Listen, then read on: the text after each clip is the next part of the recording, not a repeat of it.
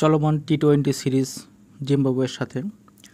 এই সিরিজের 3টা ম্যাচ হয়ে গেছে, 3টা ম্যাচেই বাংলাদেশ জয়লাভ করেছে এবং চতুর্থ এবং পঞ্চম টি-20-র জন্য বাংলাদেশের স্কোয়াডে কিছু পরিবর্তন আনা হয়েছে।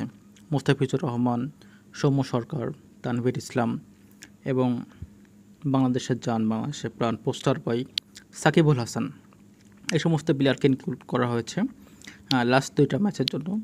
আসলে এটা টি-20 সিরিজ ঠিক আছে, কিন্তু আসন্ন 2024 ইউএস টি-20 বিশ্বকাপের জন্য একটা প্রস্তুতিমূলক ম্যাচই বলা চলে। সেখানে টি-20 বিশ্বকাপে যারা যাবেন তাদের সবাইকে একটু ঝালাই করে দেখা হচ্ছে।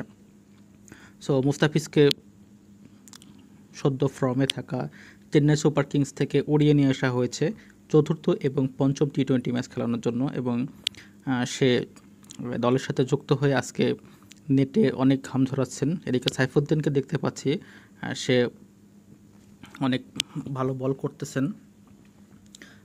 মুস্তাফিজ, সাইফুদ্দিন এবং সৌম্য সরকার, এদিকে রিয়াশিদ আসম, উনিও লেগ স্পিন করতেছে সাকিবুল হাসানকে।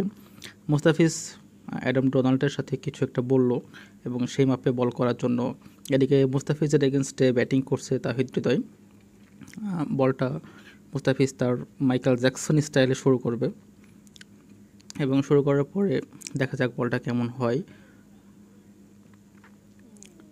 বলটা ভালোই ছিল, কিন্তু সুন্দর একটা আপার কাট করে এদিকে মাহমুদুল্লাহ রিয়াদ বসে আছেন, 3জন ব্যাটিং করছে, এরপরে উনি ব্যাটিং করতে যাবেন। সাইফুদ্দিন, উনি অনেকক্ষণ যাবৎ ঘাম ঝরাচ্ছেন নেটে। সাইফুদ্দিনের বলটা একদম উড়িয়ে মারলেন তাহিদ হৃদয়।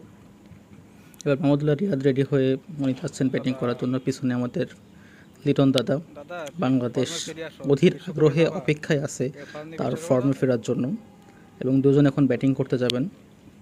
এদিকে সৌম্য সরকার অনেকক্ষণ বোলিং করার পরে সে ব্যাটিং করবে, এই জন্য বলটা দিয়ে দিল এবং ব্যাট হাতে নিয়ে সে তার ব্যাটিং করার গ্লাভস যেগুলো আছে সেগুলো সে পরে নেবে এবং সেরকম একটা প্রিপারেশন দেখা যাচ্ছে।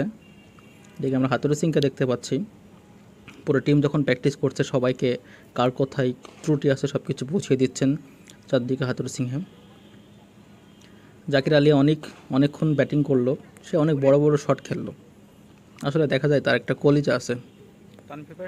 এরপর চলে গেল সৌম্য সরকার বোলিং করার পরে সে রেডি হতে গেল। এদিকে সাকিবুল হাসান, সে অনেকক্ষণ ব্যাটিং করছে।